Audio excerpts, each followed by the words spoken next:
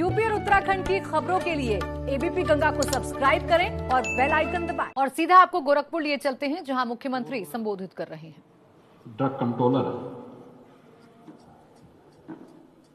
भारत सरकार और वर्तमान में उत्तर प्रदेश शासन के फार्मा के तकनीकी सलाहकार डॉक्टर JN सिंह जी, निदेशक सीमैप डॉक्टर प्रमोद कुमार त्रिवेदी जी, वरिष्ठ वैज्ञानिक सीमैप doctor Ramesh Kumar Srivastava ji, Maharana Pratap PG college के प्राचार्य डॉक्टर प्रदीप राव जी,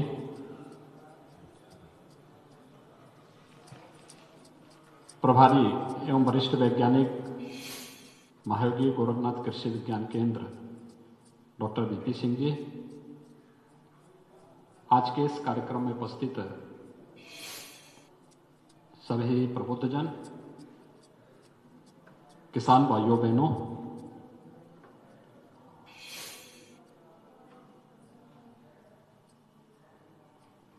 महायोगी गोरखनाथ कृषि विज्ञान केंद्र और सीमैप के सहयोग से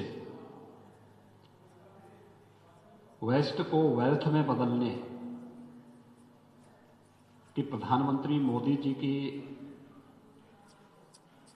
उस परिकल्पना को साकार करने के लिए आज जो प्रयास प्रारंभ हुआ है, मैं इसके लिए दोनों संस्थाओं को हृदय से धन्यवाद देता हूं, बधाई भी देता हूं और अभिनंदन इस बात के लिए करता हूं कि न केवल यह आस्था को सम्मान करने का, अभी तो महिला सशक्तिकरण की दिशा में उठाए गए एक बड़े कदम की ओर हम सबका ध्यान आकर्षित करता है। इसके लिए मैं इन दोनों संस्थाओं का हृदय से अभिनंदन भी करता हूं।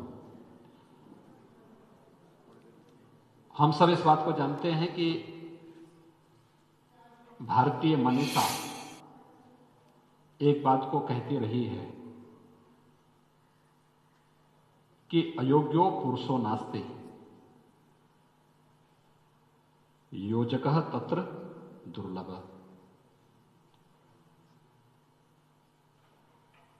यानी इस धरती पर कुछ भी अयोग्य नहीं है,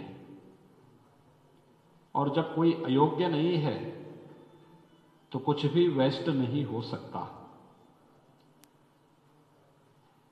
ये दृष्टि होती है, जैसी दृष्टि वैसी सृष्टि। अगर हम अपना दृष्टिकोण रचनात्मक बना लें तो सर्वत्र हमें अच्छा ही अच्छा दिखाई देगा,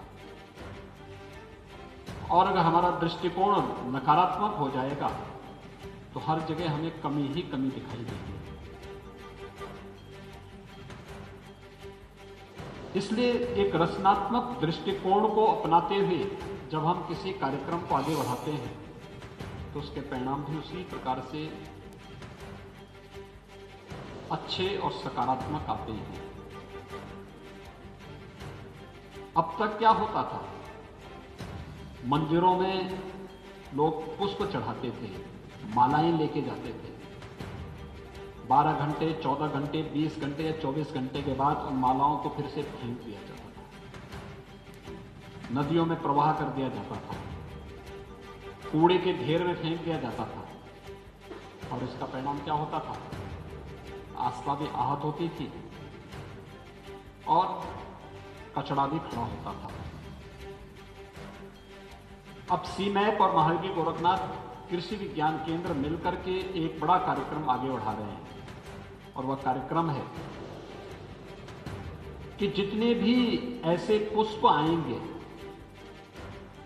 जो मंदिरों में चढ़े होंगे, किसी तीर्थ स्थल में चढ़े होंगे, किसी ने अपने घर में पूजा के लिए उपयोग में लाए होंगे, शादी ब्याह या मांगलिक कार्यक्रमों में उसका उपयोग हुआ होगा, या खेत में पुष्प की हमने खेती की और सूख रहे होंगे, हमें लगता है कि नहीं, अब इसकी आवश्यकता मार्केट में नहीं, हम उसको एक कलेक्ट करके एक जगह इकट्ठा करके अब उससे धूप अगरबत्ती भी और उसके माध्यम से हम लोग इत्र बनाने का कार्य भी कर सकते हैं।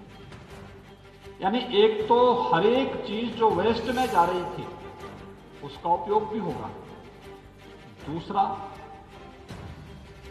आस्था का सम्मान भी होगा, तीसरा इस पर ढेर सारी महिला स्वयंसेवी समूह से जुड़ी भी महिलाओं को काम भी मिलेगा। वे प्रतिदिन अपने घर के दैनिक कार्य को करते हुए इसके माध्यम से एक अच्छी आय अर्जित कर सकती हैं। एक अभिनंदनीय कार्य है और मुझे लगता है कि मातृशक्ति के स्वावलंबन के लिए उठाया गया एक बेहतरीन कदम भी है। मैंने जो अगरबत्ती और धूप बनी है मैंने देखा है, बहुत सुगंधित है। इसके अलावा आप देखेंगे शिवालयों में हम लोग बेल पल्लव चलाते हैं, एक तरफ भगवान शिव का अभिषेक करते हैं उससे और बाद में एक समय के बाद उसको फेंक देते हैं। बेल पल्लव से भी अगरबत्ती और धूप बन सकती है। हम तुलसी लगाते हैं, तुलसी औषधीय गुणों से युक्त होती है, लेकिन तुलसी एक समय के बाद फिर वह सूखती है तो उसका हम उपयोग कर सकते हैं। तुलसी के गुणों से युक्त जो अगरबत्ती धूप होगी स्वाभाविक रूप से वह स्वयं भी औषधीय युक्त होगी। यानी थोड़ा प्रयास किए जाने की आवश्यकता है और इस प्रयास को आगे बढ़ाने के लिए आज सीमैप के साथ मिलकर के महावीर गोरखनाथ कृषि विज्ञान केंद्र ने जो कार्यक्रम आगे बढ़ाया है, मैं इसके लिए दोनों संस्थाओं से जुड़े हुए पदाधिकारियों को हृदय से धन्यवाद देता हूं। इस कार्यक्रम को जिन लोगों ने प्रोत्साहित किया है, प्रोफेसर यूपी सिंह जी ने, फूड ड्रग कंट्रोलर भारत सरकार, डॉक्टर जीएन सिंह जी ने, महाराणा प्रताप पीजी कॉलेज के प्राचार्य डॉक्टर प्रदीप राव जी ने, इन सभी लोगों ने इस कार्यक्रम को इन दोनों संस्थाओं के साथ मिलकर के आगे बढ़ाने का जो प्रयास प्रारंभ किया है, मुझे विश्वास है ये प्रयास सार्थक सिद्ध होगा और अनेक महिलाएं इसके माध्यम से आर्थिक स्वावलंबन की ओर अग्रसर होकर के न केवल स्वयं के परिवार के सम्मान और स्वावलंबन के लिए कार्य करेंगे, तो समाज को भी इसी प्रकार से आगे बढ़ने के लिए प्रेरित करते हुए आस्था का सम्मान भी करेंगे। मैं एक बार फिर इस प्रयास की प्रशंसा करते हुए आप सबके प्रति हृदय से बधाई देता हूं। दीपावली की मंगलमय शुभकामनाएं आप सबके प्रति व्यक्त करता हूं।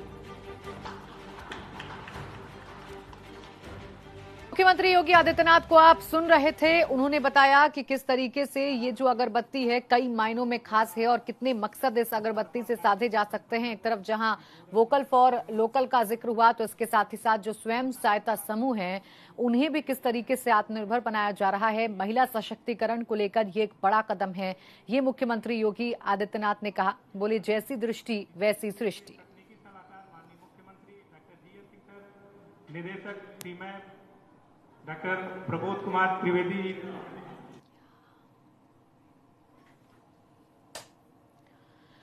तो मुख्यमंत्री योगी आदित्यनाथ ने यहां पर संबोधित किया और देखिए उससे पहले जब वो पहुंचे इस अगरबत्ती का लोकार्पण करने के लिए तो बाकायदा वहां पर जो स्वयं सहायता समूह की महिलाएं थीं उनसे बातचीत की उन्होंने और उन्होंने समझा कि ये अगरबत्ती कैसे बनाई जाती है। क्या बड़ी बातें रही, देख लीजिए। धरती पर कुछ भी असंभव नहीं है। मैं संस्थाओं को बधाई देता हूं, ये सीएम ने कहा, उन संस्थाओं को जिन्होंने कदम उठाया है। जैसी दृष्टि वैसी सृष्टि, सीएम योगी आदित्यनाथ ने कहा। उन्होंने कहा कि मैं संस्थाओं को बधाई देता हूं, यानी वो स्वयं सहायता समूह जिन्होंने अगरबत्ती बनाने का काम किया है। साथ ही साथ सीएम ने कहा कि इससे इत्र बनाने का काम भी किया जा सकता है क्योंकि अगरबत्ती ही इतनी सुगंधित है। ये मुख्यमंत्री योगी आदित्यनाथ ने कहा। मातृशक्ति के स्वावलंबन के लिए ये अहम कदम है, महिलाओं के सशक्तिकरण के लिए ये अहम कदम है, मुख्यमंत्री योगी आदित्यनाथ ने कहा।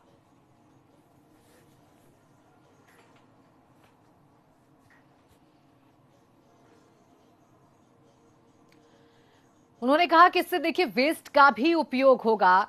ये मुख्यमंत्री ने कहा। तो ये जो कदम है ये कई मायनों में खास है, क्योंकि सबसे बड़ा मकसद तो ये है कि जो स्वयं सहायता समूह की महिलाएं हैं उनका सशक्तिकरण होगा। वो महिलाएं जो हैं आत्मनिर्भर बनेंगी, स्वावलंबी बनेंगी।